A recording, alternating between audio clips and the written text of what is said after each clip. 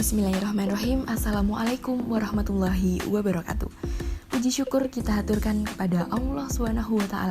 Dan tak lupa, selawat serta salam semoga tetap tercurahkan kepada junjungan kita, Nabi Agung Muhammad SAW.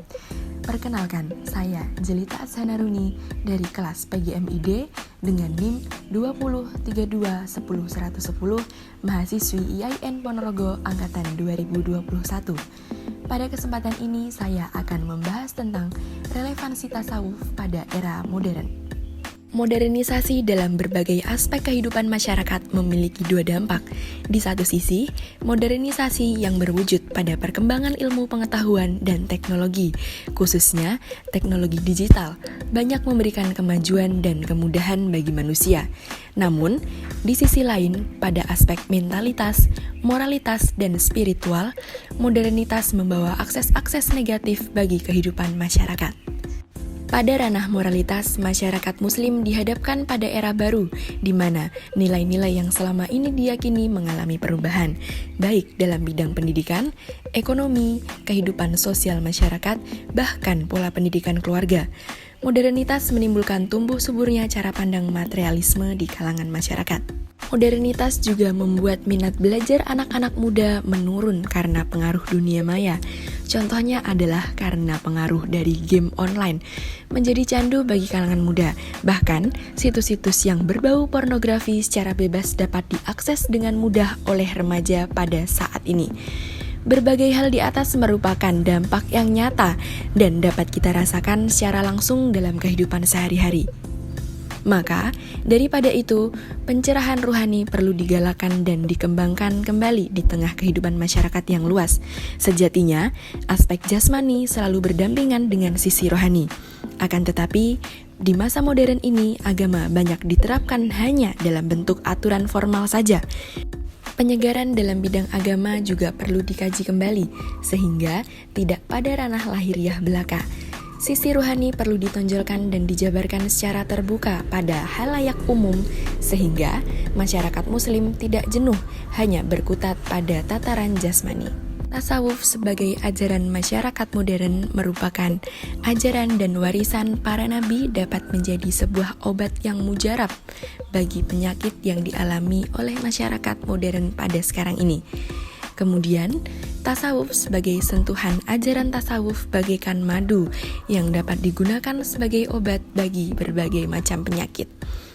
Kemudian, tasawuf merupakan jalan penyucian hati dan jiwa yang dapat digunakan sebagai kunci utama dalam menyelesaikan permasalahan kehidupan.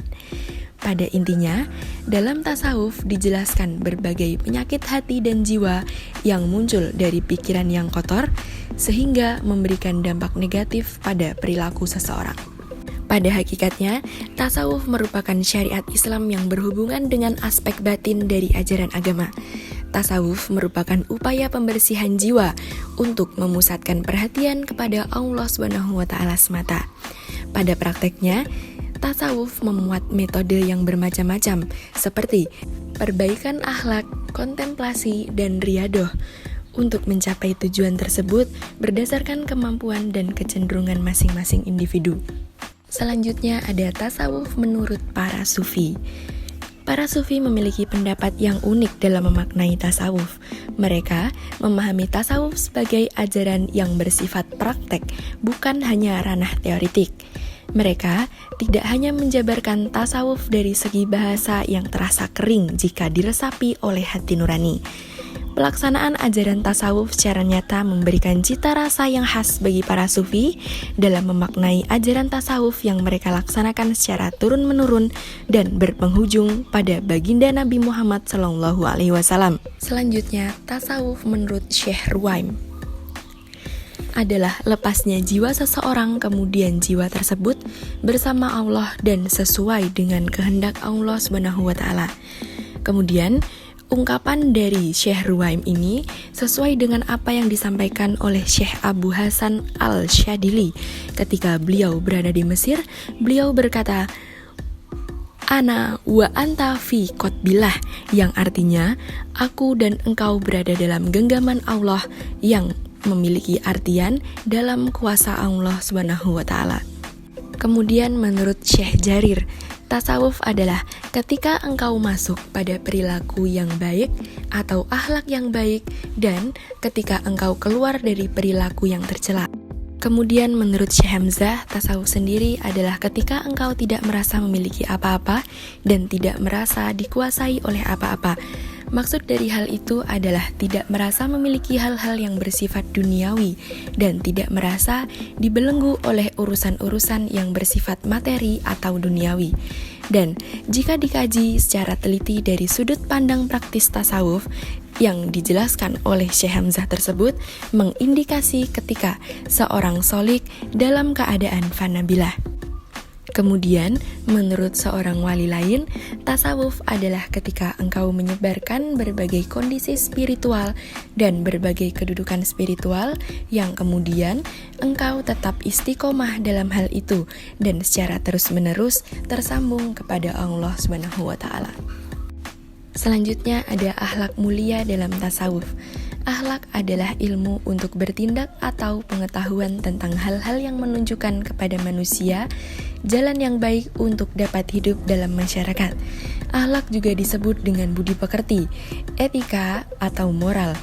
Akhlak atau budi pekerti di sini adalah akhlak yang berhubungan erat dengan agama dan sangat perlu untuk dimiliki oleh insan yang akan hidup berdampingan dengan sesamanya di dalam masyarakat. Sebagaimana kita ketahui, dalam agama Islam, akhlak merupakan hal yang sangat penting.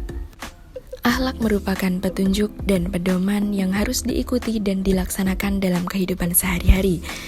Akhlak sendiri dibagi menjadi dua bagian penting, yakni akhlak lahir dan akhlak batin. Akhlak lahir terdiri dari gerak-gerik, tingkah laku, pakaian, perkataan, penampilan, dan sebagainya.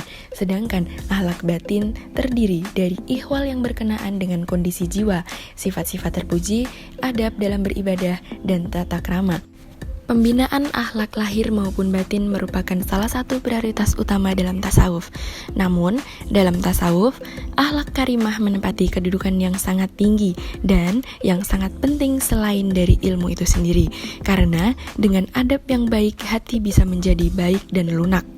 Perlu dipahami bahwa akhlak karimah mencakup sisi lahir maupun batin sebagaimana telah dicontohkan oleh Rasulullah SAW. Selanjutnya ada kondisi spiritual dalam tasawuf. Kondisi spiritual tersebut merupakan pemberian dari Allah SWT melalui penyucian jiwa. Dari berbagai kondisi spiritual tersebut, ada beberapa sikap dan kondisi kejiwaan tasawuf yang dapat diterapkan oleh setiap individu dalam kehidupan, khususnya pada era modern sekarang ini. Hal tersebut dalam rangka memberikan ketenangan jiwa dan kestabilan dalam menjalani kehidupan yang serba modern pada saat ini sehingga ketenangan dan kedamaian jiwa dapat tercapai. Adapun beberapa kondisi spiritual dalam tasawuf yang dapat diterapkan antara lain yang pertama ada kurbah. Kurbah sendiri adalah kedekatan dengan Allah SWT, kondisi spiritual yang mulia yang menyebabkan hati seorang hamba selalu merasa tenang, tentram, karena adanya Allah SWT yang selalu menyertainya. Kondisi spiritual kurbah atau kedekatan pada Allah selalu beriringan dengan kondisi spiritual mahabbah atau rasa cinta serta khauf atau rasa takut. Kondisi spiritual ini menjadikan hati seorang hamba selalu merasa dekat dan diawasi oleh Allah. Selain itu, perasaan dekat setiap hamba kepada Allah menjadikan semua permintaan hanya akan diutarakan dan dimintakan kepada Allah saja, tidak kepada selain Allah. Dengan demikian, setiap usaha tidak akan selalu disandarkan pada dirinya sendiri dan secara sadar semua keinginan dan permintaan baik secara lahiriah maupun batiniah akan selalu disandarkan hanya kepada Allah SWT. Kedua ada khauf atau raja, yaitu rasa dekat kepada Allah memunculkan rasa cinta kepadanya, serta rasa cinta memunculkan rasa takut dan harapan atau raja kepada Allah SWT. Tanpa adanya rasa takut seorang hamba pada Tuhannya, maka manusia akan cenderung untuk melanggar berbagai perintah dan larangannya.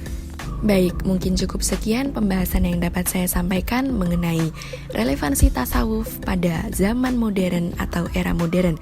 Wabillahi taufik wal hidayah. Wassalamualaikum warahmatullahi wabarakatuh.